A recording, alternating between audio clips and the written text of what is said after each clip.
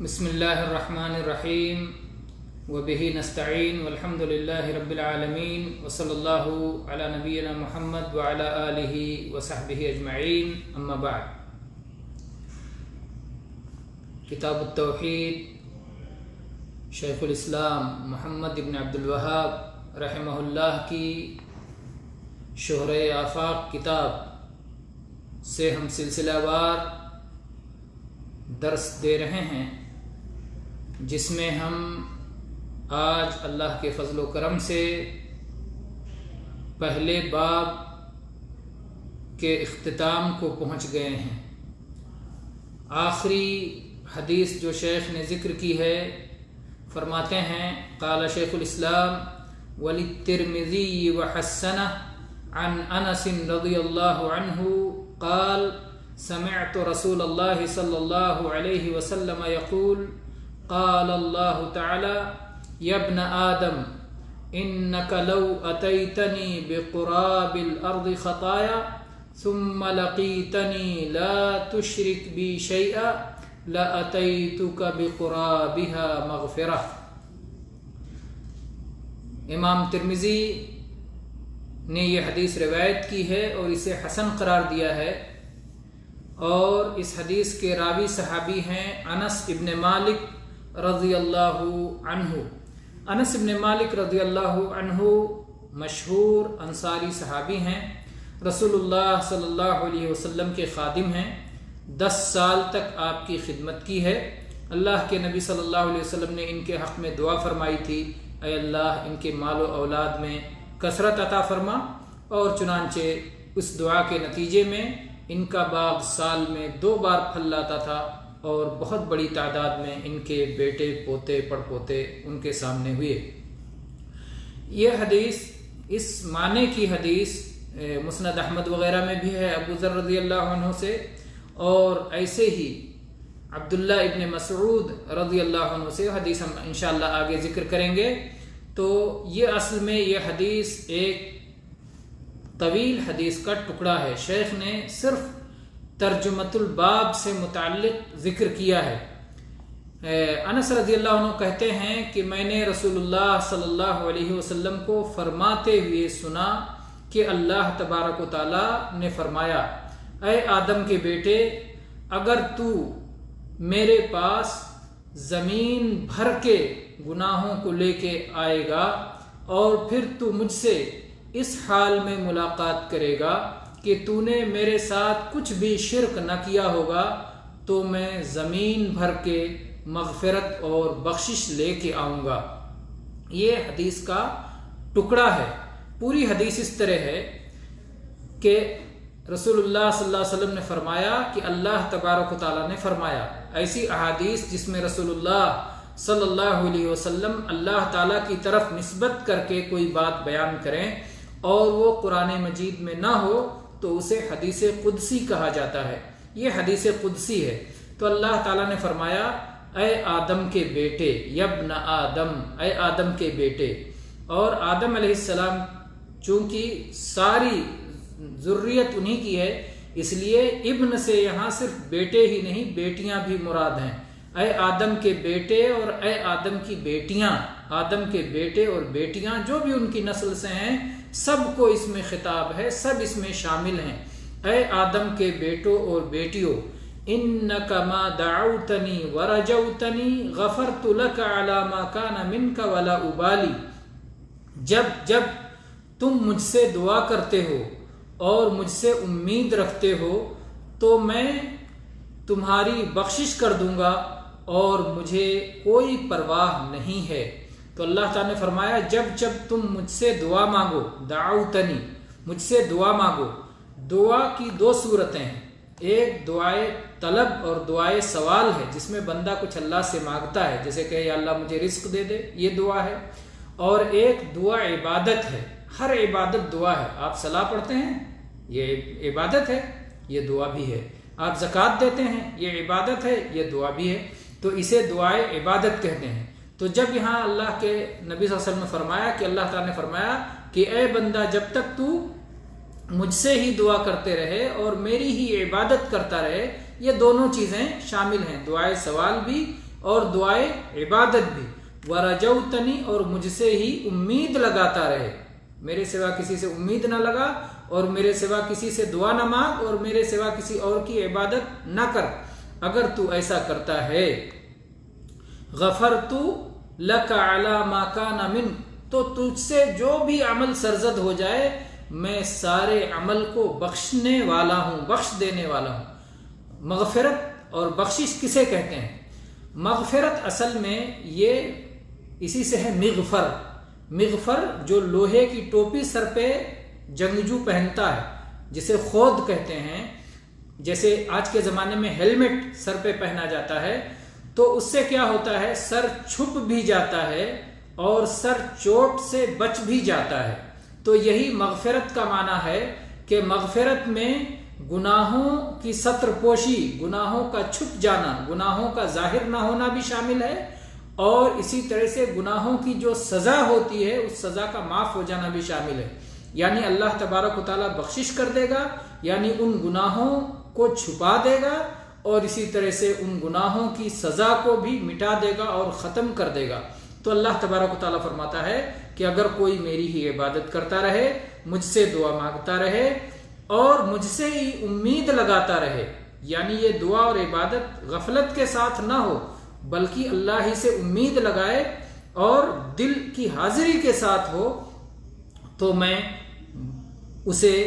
جو کچھ بھی اس انسان سے عمل سرزد ہو جائے سب کی بخشش کر دوں گا، اور مجھے کوئی پرواہ نہیں ہے، کوئی پرواہ نہیں ہے۔ ایسے کو اللہ تعالیٰ کی صفات منفیہ کہتے ہیں، جس میں اللہ نے کسی چیز کی اپنے آپ سے نفی کی ہے، اور وہ صفات جس میں اللہ تبارک و تعالیٰ نے کسی بات کی نفی اپنے آپ سے کی ہو اس میں کوئی نہ کوئی خوبی اور کمال شامل ہوتا ہے۔ جیسے اللہ تعالیٰ نے جب آیت الکرسی میں فرمایا لا تأخذہ سنۃ ولا نوم، اللہ تعالیٰ کو نہ ہی اونگ آتی ہے اور نہ ہی نیند آتی ہے، تو یہ جس چیز کا انکار کیا گیا، انکار مقصود نہیں بلکہ اس کی مقابلے میں جو کمال ثابت ہے وہ مقصود ہے، اور وہ کمال کیا ہے کہ اللہ تبارک و تعالیٰ کی زندگی بھرپور ہے، جس زندگی میں اونگ بھی نہیں آتی، نیند بھی نہیں آتی، کہ جس کی وجہ سے زندگی کے میں کوئی کمی ہو جائے، تھکاوٹ بھی نہیں ہوتی، تو بھرپور زندگی ہے، بھرپور طور پر وہ دنیا کو سنبھالنے والا ہے۔ ایک سنبھالنے والا اگر سو جائے، اسے اونگ آ جائے تو سنبھال نہیں سکتا۔ آپ ہاتھ میں کوئی چیز لیے ہوں، سنبھالے ہوئے ہوں، اور اونگ آ جائے، نیند آ جائے تو آپ کیسے سنبھال سکتے ہیں؟ تو یہ آپ کی قوت میں کمی کا سبب ہے، آپ کی زندگی میں کمی کا سبب ہے، تو اللہ نے گویا اس کمی کا انکار کر دیا کہ کسی قسم کی اللہ کے زندگی میں اور اللہ کی قیومیت میں، سنبھالنے میں کوئی کمی نہیں ہے۔ ایسے ہی یہاں پر اللہ تعالیٰ نے فرمایا ولا ابالی، مجھے کوئی پرواہ نہیں ہے، تو اللہ نے اپنے بے پرواہی کا جو ذکر کیا ہے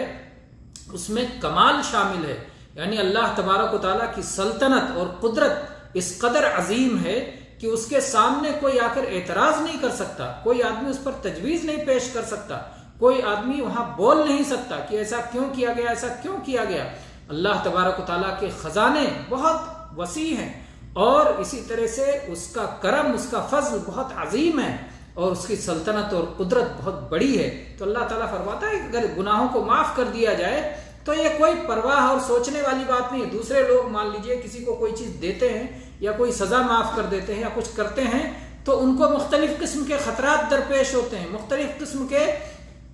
اس کے پیچھے سوالات ہوتے ہیں کہ یہ ہوا تو کیا ہوگا، وہ ہوا تو کیا ہوگا، اس کے معاف کرنے کے نتیجے میں کیا ہوگا۔ نہیں، اللہ تبارک و تعالیٰ کسی چیز کے انجام کے بارے میں، کوئی برا انجام وہاں ہے ہی نہیں، تصور ہی نہیں ہو سکتا ہے، تو اللہ تبارک و تعالیٰ کو کوئی پرواہ نہیں ہے۔ لا ابالی، مجھے کوئی پرواہ نہیں، بخش دوں گا، سارے ہر بڑے سے بڑا گناہ ہو سب اللہ تبارک و تعالیٰ معاف کر دے گا۔ دوسرا جملہ اس حدیث کا ہے اے آدم کے بیٹوں اور بیٹیوں، اگر تمہارے گناہ آسمان کی بلندیوں کو پہنچ جائیں اور پھر تم مجھ سے بخشش طلب کرو، معافی طلب کرو، تو میں بخش دوں گا اور مجھے کوئی پرواہ نہیں ہے۔ اور اس کے بعد میں پھر تیسرا جملہ ہے اے آدم کے بیٹوں اور بیٹیوں، اگر تم ہمارے پاس اس حال میں آتے ہو کہ زمین کے مقدار یا زمین بھر کے گناہ لے کے آتے ہو، قراب الارض خطایا، زمین بھر کے کا کئی مفہوم بنتا ہے۔ ایک تو یہ کہ زمین اور آسمان کے بیچ میں جو جگہ ہے اس حجم کے مطابق، اس سائز کے مطابق یا اس کے وزن کے مطابق یا اس میں اتنا گناہ ہو جو اس کے اندر بھر جاتا ہو، سما جاتا ہو، کسی طرح بھی اگر گناہ ہے اور تم میرے پاس اس حال میں آتے ہو کہ تم نے کچھ بھی شرک نہیں کیا ہے، لا تشرک بی شیئا،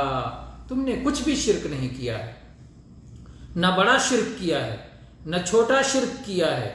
نہ کھلا شرک کیا ہے، نہ چھپا شرک کیا ہے، کسی قسم کا شرک نہیں کیا ہے۔ توحید کے معاملے میں تم نے کوئی کمپرومائز نہیں کیا،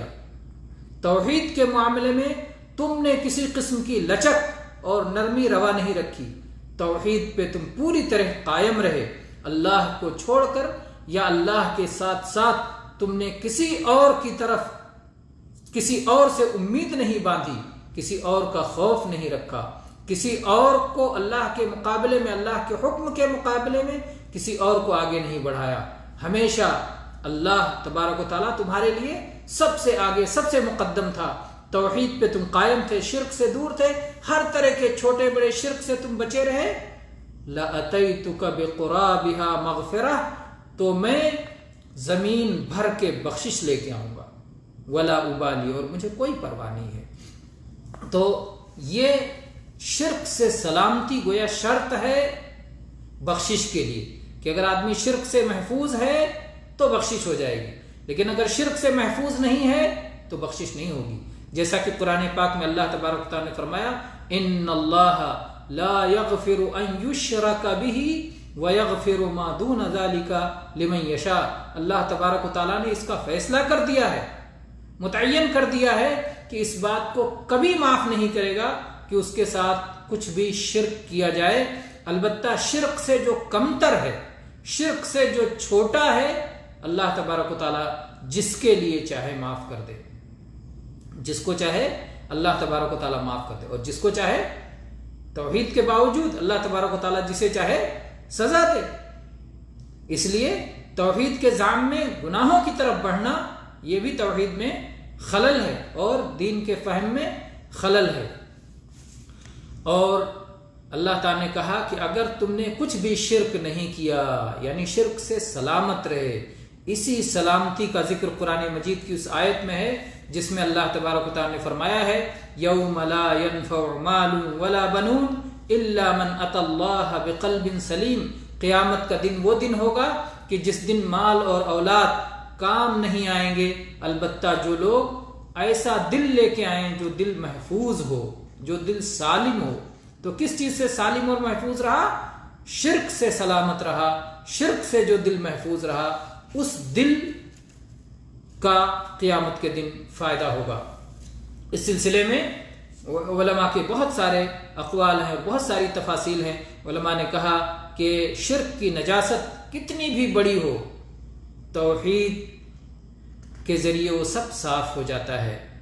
توحید کے ذریعے سے، یا بقیہ گناہوں کی نجاست کیسی بھی ہو، شرک بھی اللہ تعالیٰ توبہ کے بعد معاف کر دیتا ہے، لیکن بقیہ گناہوں سے اگر توبہ بھی بندہ نہ کر سکے، توحید والا ہے اور بقیہ گناہوں سے توبہ بھی نہ کر سکے، تو توحید کی طہارت اس قدر قوی ہے کہ یہ بقیہ گناہوں کی نجاست اس کے سامنے ٹھہر نہیں سکتی۔ اس میں توحید کا کثرت ثواب، کہ اللہ نے توحید میں کتنا ثواب رکھا ہے، اور اللہ تبارک و تعالیٰ کی رحمتوں کی وسعت کتنا وسیع اور فراخ اور کشادہ اللہ کی رحمت ہے، اور اس کا کرم اور اس کی سخا اور اس کا فضل اپنے بندوں کے لیے کس قدر ہے۔ اسی طرح سے اس حدیث سے یہ بات بھی معلوم ہوتی ہے کہ مسلمان گناہ کی وجہ سے کافر نہیں ہو جاتا اور ہمیشہ ہمیش کا جہنمی نہیں ہو جاتا، جیسا کہ خوارج سمجھتے ہیں۔ خوارج کہتے ہیں کہ کسی آدمی سے، کسی مسلمان سے، کلمہ پڑھنے والے سے اگر کوئی گناہ کبیرہ ہو جائے تو پھر وہ ایمان والا نہیں رہتا، کافر ہو جاتا ہے اور ہمیشہ ہمیش کا جہنمی ہو جاتا ہے۔ تو خوارج کا یہ طریقہ اور یہ بالکل شریعت کے اور دلائل کے مطابق نہیں ہے۔ اسی طرح سے معتزلہ جو یہ کہتے ہیں کہ جو آدمی گناہ کبیرہ کا مرتکب ہو وہ نہ ایمان والا رہ جاتا ہے اور نہ ہی وہ کافر ہوتا ہے، بلکہ ایمان اور کفر کے بیچ میں ایک درجہ ہوتا ہے، فاسق ہو جائے گا اور ایسا شخص ہمیشہ ہمیشہ جہنم میں رہے گا، تو یہ بات بھی غلط ہے۔ معتزلہ کی بات بھی غلط ہے اور خوارج کی بات بھی غلط ہے۔ اہل سنت و جماعت کی بات درست ہے، جو یہ کہتے ہیں کہ جو شخص کلمہ پڑھنے والا صاحب ایمان ہو، اگر اس سے گناہ کبیرہ کا ارتکاب ہو جائے تو گناہ کبیرہ کی وجہ سے اس کا ایمان گھٹ جائے گا، اس کا ایمان کم ہو جائے گا، تو وہ اپنے ایمان کی بنا پر ایمان والا کہلائے گا اور اپنے گناہوں کی بنا پر فاسق کہلائے گا۔ اس کو کہا جائے گا فاسق ایمان والا،